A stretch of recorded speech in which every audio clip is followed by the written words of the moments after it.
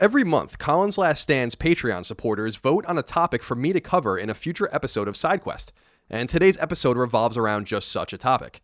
My supporters were keen on me doing a video about the 10 best game worlds of the last decade, and while I think that's a great topic, I'm gonna bend it a little bit. Instead of just focusing on the last decade, I'm going to do my top 10 game worlds ever. Most of my selections would actually fit within the last decade, but there are a few outliers, so why stymie ourselves? But before I get into the list, which is presented alphabetically by game title, let me again thank everyone who supports me over at Patreon. It really does mean a lot, and I'm stoked that it nets fun content like this.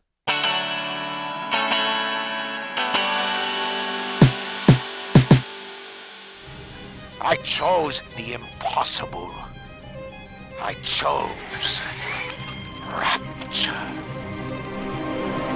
First up on my list is absolutely positively one of my very favorite game worlds, full stop. Rapture, as seen in both BioShock and BioShock 2, but especially in the original BioShock. BioShock, which launched in the summer of 2007, tells a strange Ayn Rand-fueled story about an underwater libertarian utopia where a selection of the best and brightest have congregated to live a life unencumbered by the so-called leeches and parasites on the surface. When we arrive at the mysterious city of Rapture at the beginning of BioShock, we find it in disrepair after a civil war destroyed founder Andrew Ryan's vision, leaving the city lost and isolated on the ocean floor. Rapture, as the marketplace and living quarters of a self-contained society, had tons of stories to tell even in its decaying state, not only through the few survivors that haunted its halls, but through brilliant environmental storytelling that only the likes of Ken Levine could truly pull off. By the time we get to 2010's BioShock 2, Rapture is in even greater disrepair, as we skulked through familiar positions and new areas of the city alike. But it wasn't until BioShock Infinite's DLC, Burial at Sea, that we finally caught a glimpse of what every BioShock fan wanted to see for so long. Rapture in its pristine, pre-Civil War state, before the ideas of self-reliance and economic freedom collapsed in on themselves like a dying star, stranding Andrew Ryan's utopia in a sort of lost stasis, surrounded by nothing but rusting metal and salt water. It was there that we saw a city alive and well, and it tied everything together so wonderfully, providing gamers with a spectrum by which to judge the plot. Rapture is the absolute height of what a game world can be, a location that told its story not through NPCs, but through thorough, extensive, well-paced exploration, through taking the time to absorb everything around you. Few worlds sucked players in like Rapture did, and it remains a high watermark to this day. I'd be loath not to also heap deserving praise on the original BioShock's proper sequel, 2013's BioShock Infinite, and the world that it gave players, the floating, rah-rah American city of Columbia. Columbia was presented in stark contrast to the original BioShock's Rapture. Rapture was dark, metallic, decaying, rife with silvers and browns and blacks. Columbia is vibrant, vivid, and alive, full of tons of people, accented with hues of blue, green, and white everywhere you look. It's exactly what you'd expect out of a sequel to BioShock, the anti-Rapture, presented as good, old-fashioned Americana, but with a deeply sinister underbelly that provided such amazing dissonance between the story and the setting. In fact, if you take BioShock products in the order they were actually released, the aforementioned Burial at Sea came after Infinite, so this was the first BioShock where we actually saw how contemporary people lived and acted. Of course, Columbia, like Rapture, holds within it incredibly dark secrets, and the fashion in which these two worlds connect to each other is at the very nexus of BioShock's lore, though to be perfectly honest, the two stand up just fine without each other. While Rapture was the dying dream of an unhinged industrialist, Columbia represented the desire of an ardent, over-the-top nationalist, a man named Comstock, a man with so much power and prestige that he literally seceded from the United States and took along with him what he thought were the best and brightest Americans, along with the best of the American system. It's amazing that Ken Levine could provide a second world that, like Rapture, captivated its audience. Needless to say, I can't wait to see what he and his team produce next. Next up is Transylvania, or perhaps Eastern Europe much more generally, as long portrayed by the Castlevania franchise, which began way back in 1986. While Castlevania has a long and twisting timeline, the earliest game on the calendar, Lament of Innocence, took place in 1094, while the newest game, Dawn of Sorrow, took place in 2036. One thing it consistently puts forth is a gothic vision of a dastardly castle and its surrounding environs, and the franchise nails it pretty much every time, whether on NES or SNES or PS1, or on handhelds like GBA, PSP, and DS. With such little emphasis placed on character development or dialogue, Castlevania's true protagonist has always been its environment, even though the Belmont family is typically the proxy by which we glimpse the story and play. There are a few Castlevania games that truly excel though, and I think you have to start with the Trilogy on NES, and particularly Castlevania II Simon's Quest and Castlevania III Dracula's Curse. Remember, these games came out in 1987 and 1989 respectively. Those were much more primitive times in gaming.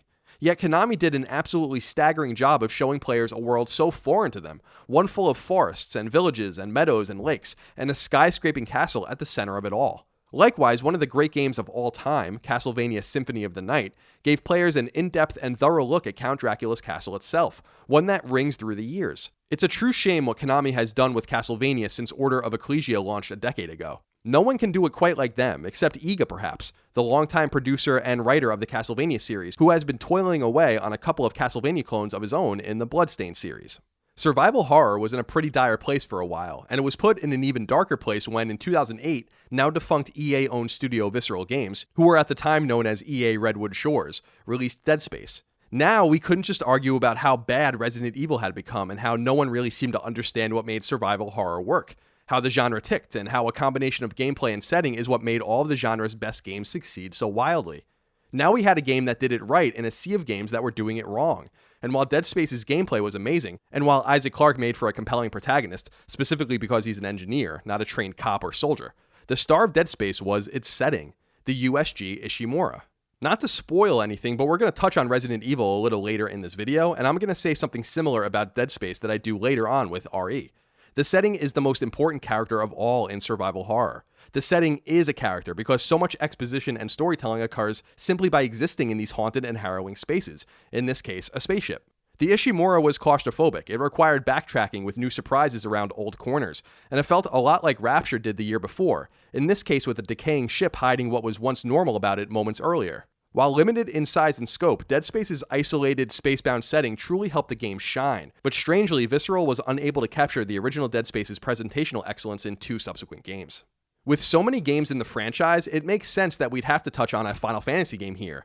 And while I think you could pull out a few entries that would fit the bill of this video, particularly Final Fantasies 4 and 7, I actually want to shove Final Fantasy 6 forward as a wonderful example of a dynamic and riveting in-game universe, or world, or in the case of Final Fantasy 6, worlds plural, because we get a glimpse of 2 worlds in the game, the world of balance and the world of ruin. Both are mirror images of each other in a pretty literal way. The latter is a world that succumbed to greed and power, while the former was a world that was barely hanging on to the norms of everyday life. The interplay between these two realities helps set Final Fantasy VI apart, not only from other games in the franchise, but other JRPGs more generally, a testament to all this 1994 classic had within its quaint 3 megabytes. Final Fantasy VI's plot revolves around espers, magical beings that, when technologically manipulated, unleash massive amounts of arcane power. This power ends up tearing the world asunder roughly halfway through the game, leaving the world as we knew it in cataclysmic shape.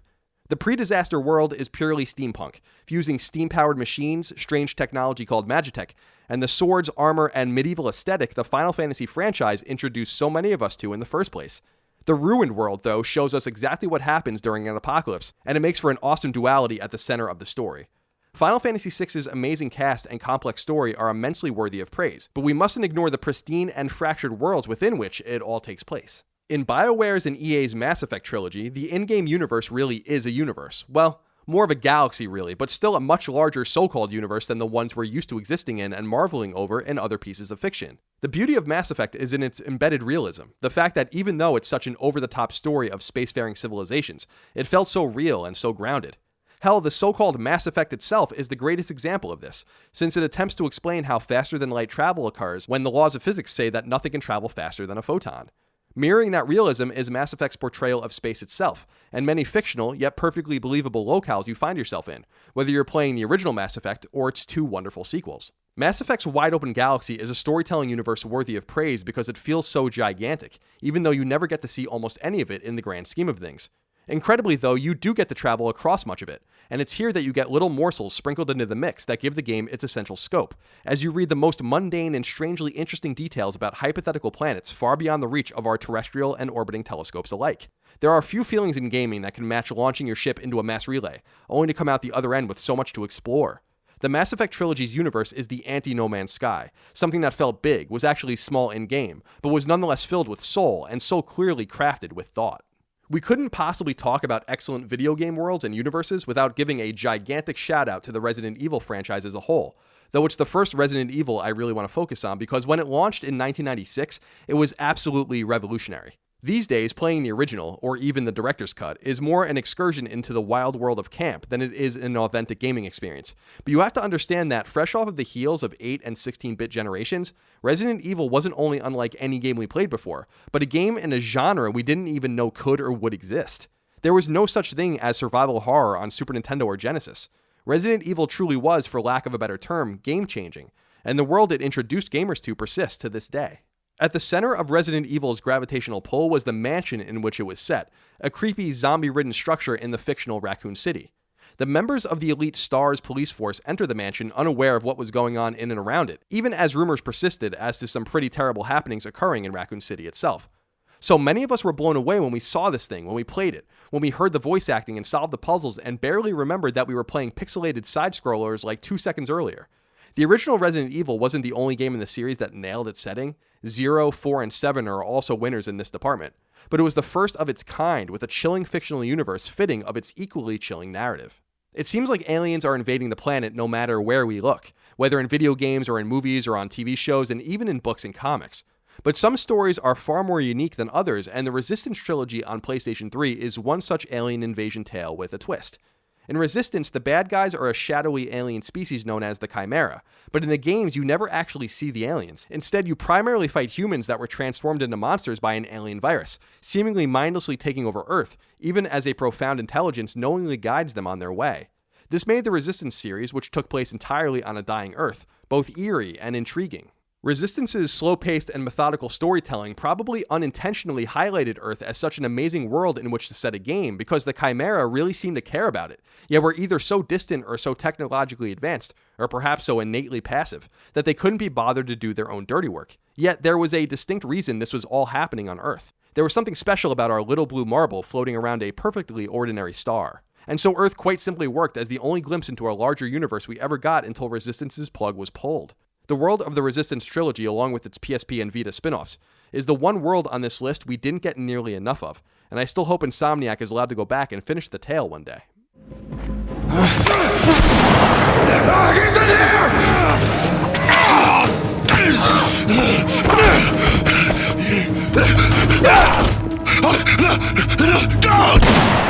Naughty Dog's The Last of Us is one of the very finest games ever crafted, a PS3 and PS4 exclusive so marvelous in virtually every conceivable way that it's no understatement to call its sequel the most anticipated video game in the world of PlayStation. Surely so much of its heft was provided by its dueling protagonists, Joel and Ellie, but we have to give a shout out to the world in which it takes place, a world we only got a brief glimpse of in its normal, unchaotic state, before a mysterious virus decimated humanity, leaving small bands of survivors and monsters to battle it out for increasingly diminishing supplies, weapons, and safe areas. The Last of Us takes place in a demolished United States, which for me has always been a fascinating fictional possibility. It's a world that absolutely requires a methodical approach, not necessarily only to gameplay, but also to exploration. It's the latter that allows the game's true form to burst forth, stringing in front of us a world full of familiar trappings, only covered with the dust of destruction, and thick with the reality that the old world is gone forever. It's not to say that dystopian games are uncommon, because they're most certainly not. It's that when a dystopian game truly stands out, it's because it does something so remarkable that all the Me Too's fade in its wake. Nothing is more ordinary than setting a video game on Earth in the United States. Yet there are few things more riveting than The Last of Us' United States on The Last of Us' Earth. Finally, we come to Wolfenstein, a series that, like The Last of Us, explores a common fictional device. In this case, Nazi Germany wins World War II and subjugates the world, but puts its own marvelous series of spins on things, spins that are only possible within the interactive scope of video games. Now, Wolfenstein has an important lineage too. Wolfenstein 3D was, for all intents and purposes, the very first first-person shooter. And, as I already said, it's far from being unique when it comes to its elevator pitch. So why is the world of Wolfenstein so resonant then? It's simple, really. It takes something seemingly mindless and makes it stunningly deep, particularly when it comes to Machine Games' 3 Wolfenstein games. Wolfenstein as a series has come and gone since Castle Wolfenstein launched in 1981, and while Wolfenstein 3D put the series on the map as a shooter, Wolfenstein The New Order put Wolfenstein on the map as a storytelling dynamo. Not because of its admittedly deep protagonist, BJ Blazkowicz, but because of its stunning world, one that the Nazis don't only dominate, but one that lives and breathes despite the near-global rule of fascism. There's texture to Machine Games' world of Wolfenstein that went unrealized when other developers took a crack at it. It was Machine Games that decided to make it serious, and serious works well in this type of environment. Hell, just ask the man in the high castle. It just somehow makes sense.